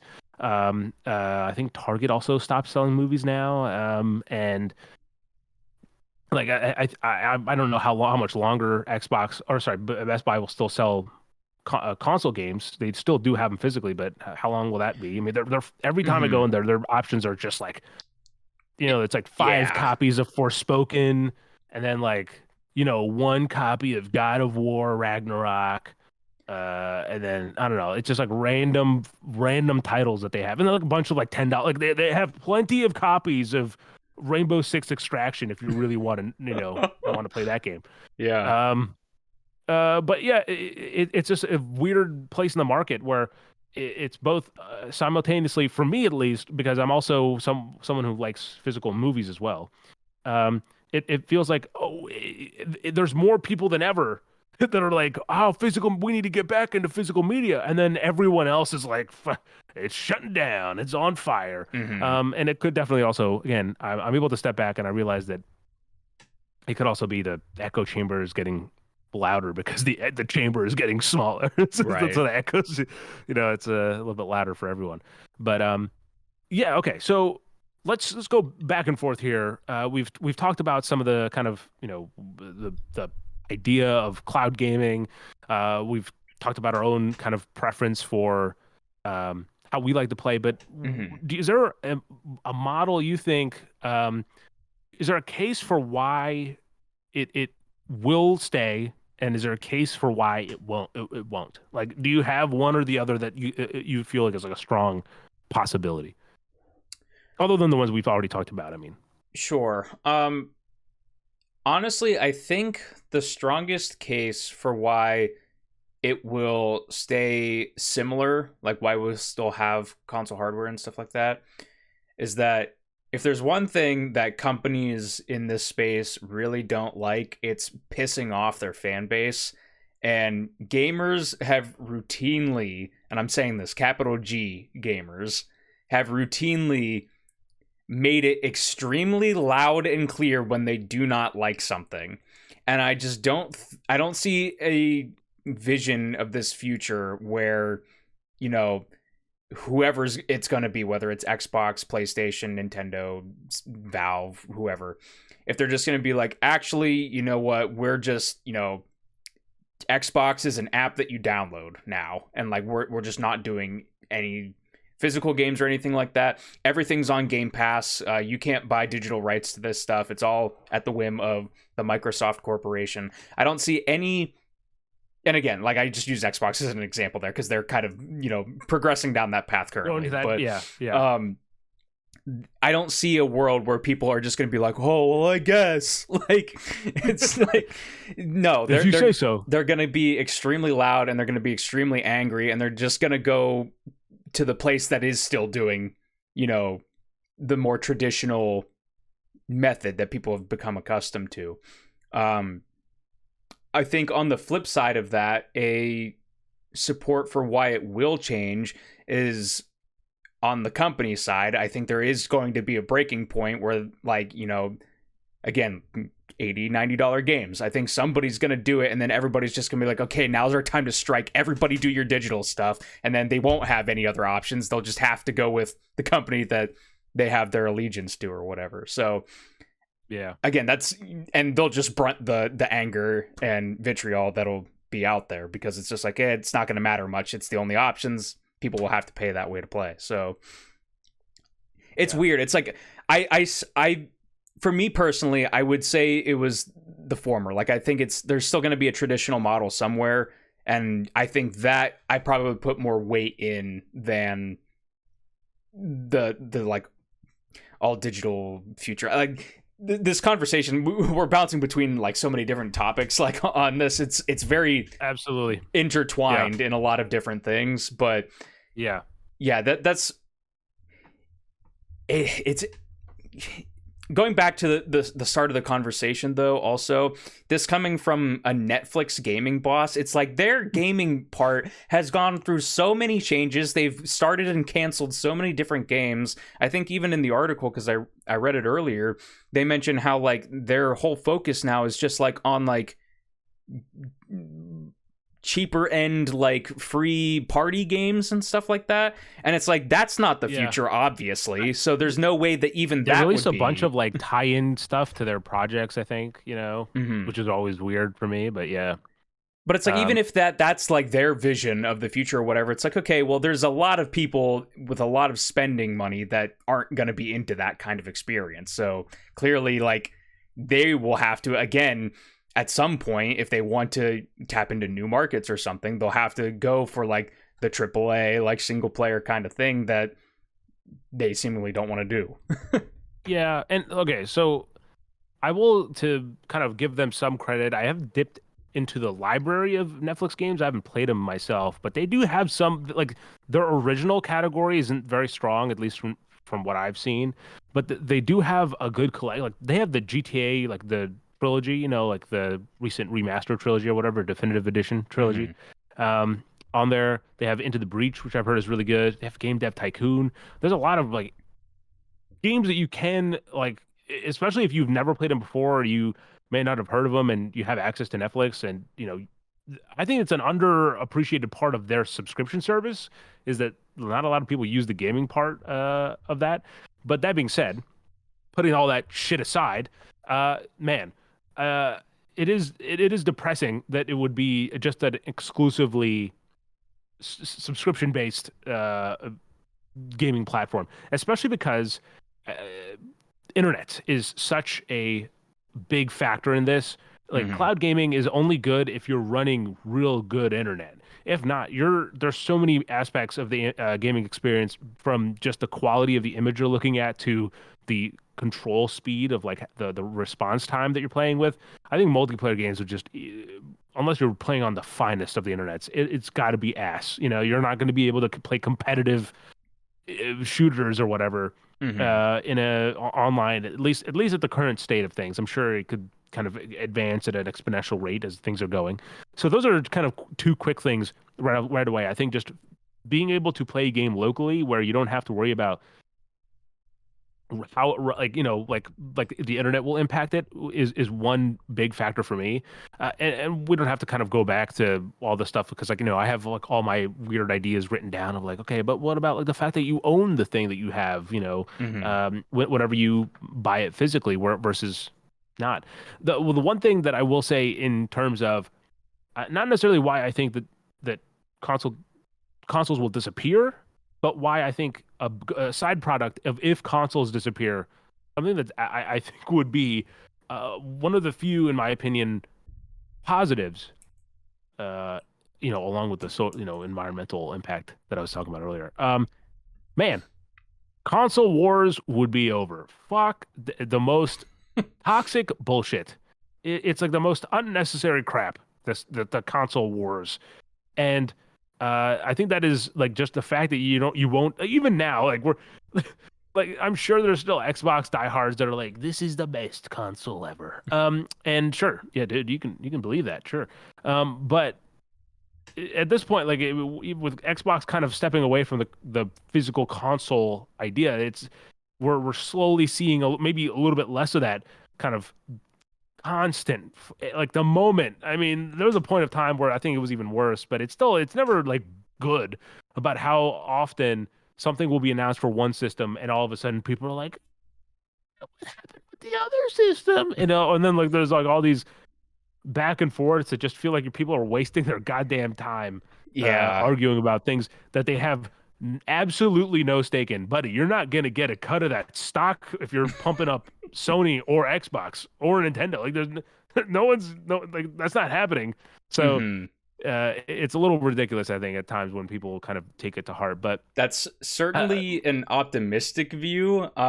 When you first said that, my mind immediately went to, boy, I hope there's not people out there that are like HBO Max versus Netflix people and are just like shouting in comment sections on trailers being like, it'd be better if it was on Max, bro. Like if I'm hoping that's just like a world that doesn't exist versus one that Apple Arcade all day.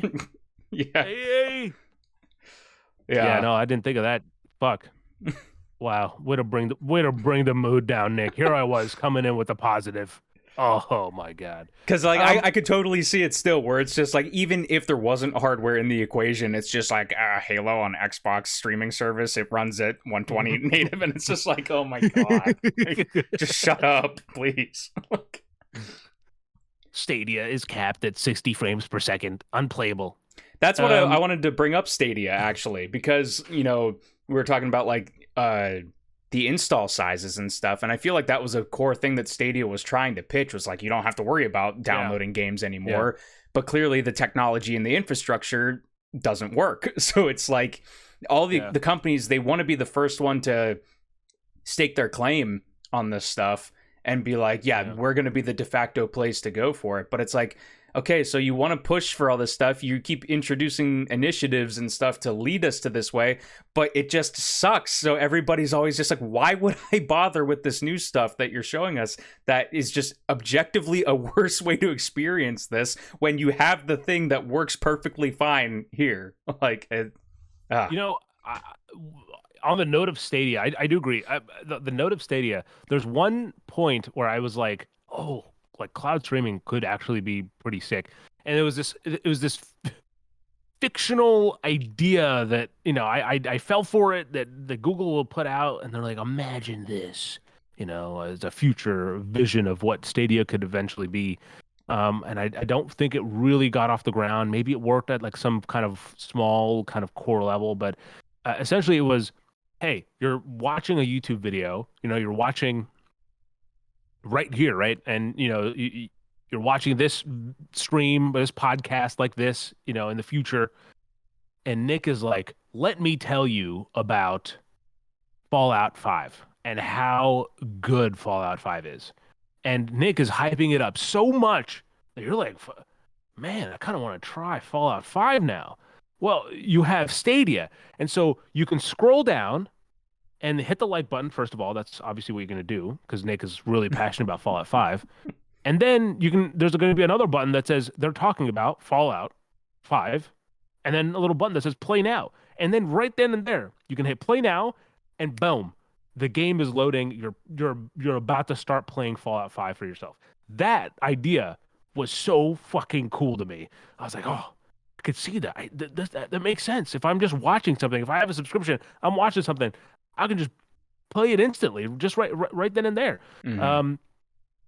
But obviously that's not the case. So I'm curious, Nick, what do you think?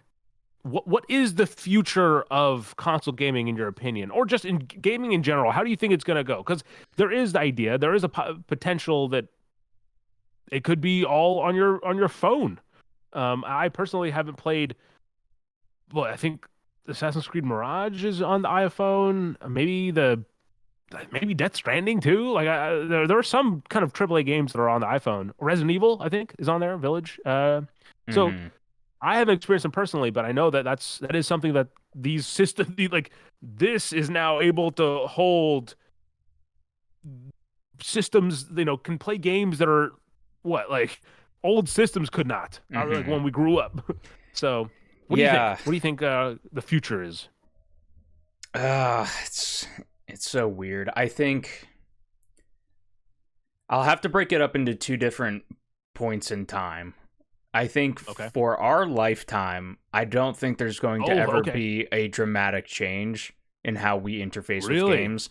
I think there's always going to be some element of like a physical controller, whether or not it's, there's still like consoles or whatnot. Like I still think that there's going to be an item that you interface with that is designed for a video game.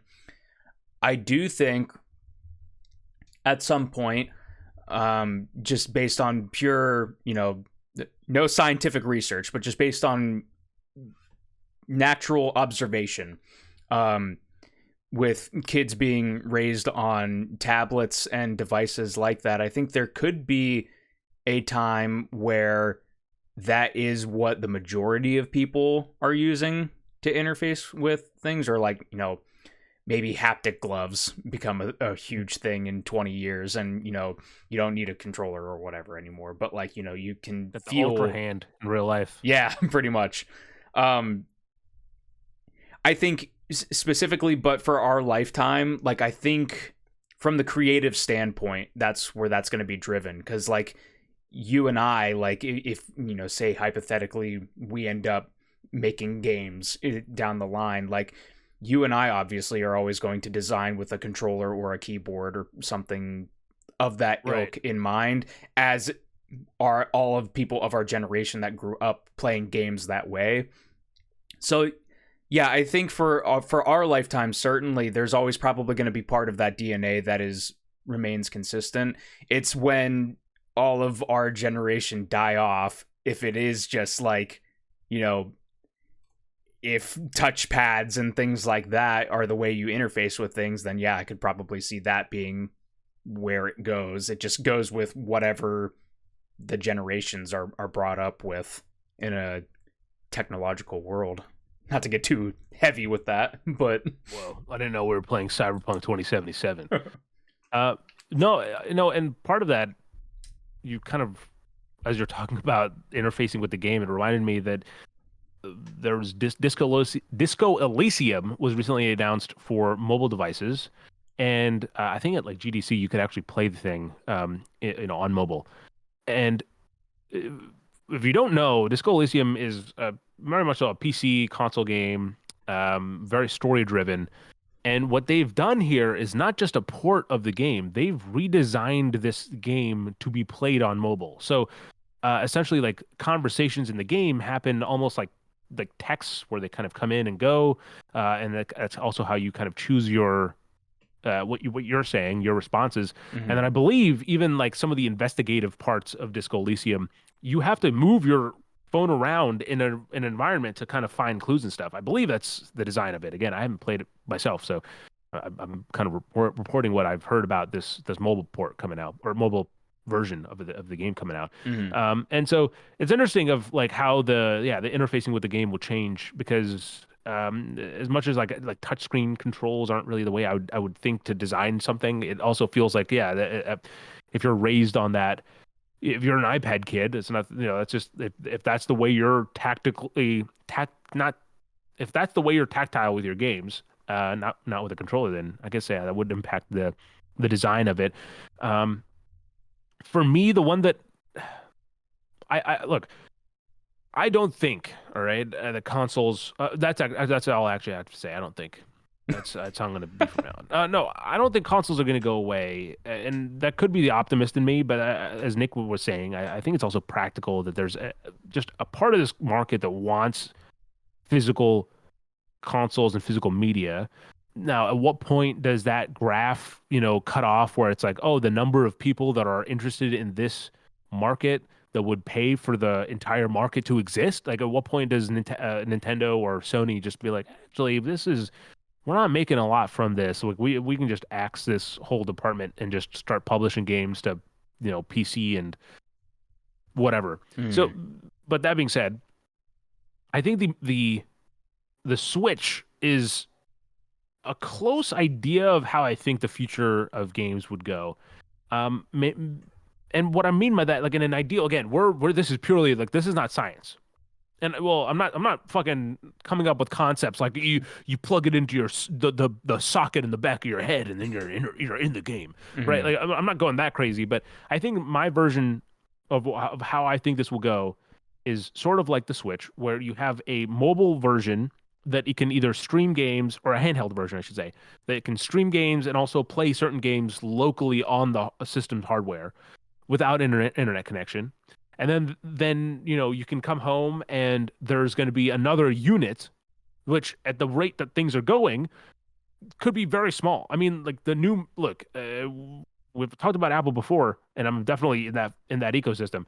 But the new M4 Mac Mini, if you have not seen the M4 Mac Mini, look it up, because it is ridiculously small. And the fact that is a powerful computer, and probably, I say, Nick, probably more powerful than the Macs we were using in college when we were editing, right? Like, and it's so much smaller.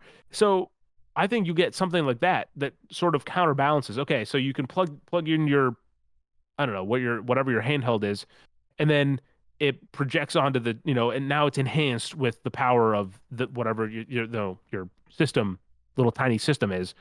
And or actually, I shouldn't say that and it's not like a Switch where you dock it. I think it's more so how Steam does it, where literally as soon as you stop playing a game, as long as you have internet connection, it saves the save file. It sends up the save file to the cloud, and then whenever you go on to your Steam account anywhere else, it shows you, like, it pulls up that save file, and like you pick up where you left off, type of thing. I think that is where things will go, again, with how the tech gets smaller and SSDs get faster, and just kind of, I think the use of cloud stuff for transferring save files and stuff like that, more so than actually just streaming the game right away, one for one, is where I think it could go. Look, I really hope consoles don't go away, because there is a part of the experience of playing a game that is inherently more interesting on a console. And look, this is something that I find so interesting with the idea of, and we can slowly wrap up the conversation as well, because we've definitely hit so many angles of this fucking conversation. And we haven't even touched on stuff like, I'm looking at my MetaQuest on my desk over there. I'm like, okay, there's also that. Like, how does VR come into play? Because that's also a console that's just different, right? Like, it's just a different way to interface with the game. But that's but the idea of pirating games or emulating games, whatever the market is, has, I think, grown, if anything, over the last few years, with especially with kind of like, let me make it clear, I'm not encouraging it. We're not encouraging anything. But with the way that Nintendo has priced some of their games in the past, and just the way that Nintendo games price, like, or price throughout their kind of launch or the release, it's well known that Nintendo games get pirated a lot. All right. And there's certain people that are experiencing these games on, old hardware or whatever, that are like, oh my God, I get this. Like, I understand why this is what it was, or even after all these years. And I think there's Mhm. definitely going to be that of like people going back and being like, oh, look at this antique PS4 over here. Oh, well, you can play the Last of Us. Oh, I thought that was just that 8-season TV show on HBO Max. Oh, that's cool. Mhm. Like, there's definitely something there, and I think the magic of consoles will live on to some degree, in some form, but I just don't think it'll be as strong as maybe it was in like the 2010s, where things. I think like 2012, it was like, starry-eyed. Everyone was like, this is it. Mhm. We can only go up from here. Nothing, nothing can stop us now. Yeah, Oh man. I think, Go ahead. I've brought up a lot of pessimistic points about this, but I think if I were to throw in an optimistic viewpoint at the end and do a very rare comparison that I don't foresee myself doing often, but looking at the world of like ball sports, it's like Oh, how okay. long have sports with a ball or some type of thing been around? The technology improves, the rubber of the ball, the manufacturing process of the ball still maintains. There's digital versions of different ball sports like Madden or NBA or FIFA that change how you interface with the game, but at its core the ball never is gone from the equation, if that makes sense. Like if you're Sure. No, if you're I not see what playing a you're. different Nick, version of I am that. Yeah. picking up what you're putting down. All right, let me just say that. Um, no, that's interesting. Yeah, I agree. That makes sense. And you know what? We talked about it a little bit earlier, kind of off topic, but now it's bringing it back. Uh, well, what about that distant future, like that most of games. All right, and again, this is one of those fringe universes where the wrong timeline, right? Someone stepped on the wrong butterfly, and like like gaming is consumed almost exclusively through just watching other people play video games. You know what I mean? You know what I mean? That's the future. Mm-hmm. Just streaming, or you just go back and you watch other people play video games, and that's how gaming survives. It's just through streams. That's that I can't even imagine that. Like that's like almost too many levels up where it's like the only way you can experience. I mean, I guess that already kind of exists with certain games. Like if it's like Certain Nintendo a games. delisted game or something like that, the only way to experience that is through watching somebody else play it. So if it wasn't properly archived, so yeah, that's weird. Stuff to think about. Anything else about this topic that's been that kind of scratches your itch? That you scratches your itch. Sorry, scratches your switch. Go ahead. Yeah, I don't know. Like you said, I think we tackled a lot of different angles there. The only other things I would bring up are just the different interfacing ways and like how that would change. But again, that's so theoretical at this point. Like it is just gonna get to a point where it's like, okay, you're jacking into your game or whatever through your neural head implant, and it's just like, I don't know, you probably live multiple Nick, aspects of your life that way, not just gaming at that point. Nick, what year? Okay, what year do you think the first person will be stuck in a video game? 2026. The Dusk Bloods? Oh my god. He's stuck in the Switch too. Actually, it'll be GTA. Somebody will just live their life in GTA. But I don't know. If I were to be like realistic about it, stuck in a video game, 2047. 2084. Really? Oh, damn.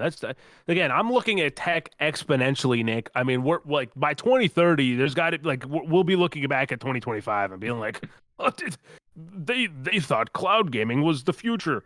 Little did they know. Everybody's going to be on rocket ships at that time, so you have to figure out how they're going to manufacture that on a spaceship going 4 billion miles an hour. Yeah, there's another future for you where it's humans have traveled to space. So now game companies are all just on, like, each game company's on their own spaceship. You know what I mean? So then you're just floating around. Dude, fucking Nick, picture this. Bethesda's, on this giant ship. and then CDPR comes in with their fucking ship, and then they're battling. They're like, we gotta save Cyberpunk 2025. Because for them it's the past, so like it's cooler, and so they're like, we gotta go at a warp speed, smoke some spice. I don't know how. I haven't read the Dune books. I don't know how that works.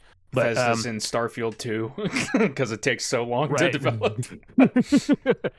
Yeah, if you zoom in on this universe close enough, you'll see you'll see our ship docked. We're coming up with some interesting scenarios here of what would happen in the future of gaming. And if you zoom even further in, you can see on the desktop, you can play a version of Skyrim on that computer there. No. Actually, Nick, if you go close enough, all right, you'll hear Todd Howard's head in a little bubble, and it'll say Oblivion is releasing next week. Boom, Oblivion remake next week confirmed. There's one more random idea that flashed through my head, but I was already too deep down this rabbit hole for me to chase it. But yeah, okay. At what point do you think games it'll be one giant company that like own, like, I mean, I guess pretty much at this point Tencent is already that company. But like, at what point do you think Tencent will just own everything? You know, they'll be the Disney of the gaming world. And it's like, oh, well, do I want to buy this Tencent game today or this Tencent game today? Yeah. And knowing that it won't cost 10 cents. Let me tell you that. Good one. I don't know. This is the non-economist in me. It's like I can't really picture even that happening. It's like there would at the very least I would always see that there would be like two like mega Goliaths, and it wouldn't all just be one. But yeah, I don't know. We're probably not that far off, like you said, from it consolidating to a point. It'll just be Tencent and Devolver Digital competing for what's left of the market. Oh boy, I know what side of that I would want to be on. Yeah. Dude. Well, there it is, ladies and gentlemen. What a fucking rabbit hole we went down, huh? That was quite the journey we just went through. I feel like we just got out of Interstellar or something, and we're just talking about that. We've landed safely. Nick, there was no time for caution. We had to do it. So, anything else you want to talk about the future of gaming before we wrap it up, Nick? I'm future of gaming doubt. I think. I think we ladies and gentlemen, there. Yes, we did, and we hope you enjoyed. Obviously, let us know what you think will happen. Obviously, we started with this with relatively grounded ideas of where gaming could go, and then we started spinning webs, just like we do. So let us know your crazy crackpot theory on what you think gaming will be doing in the future.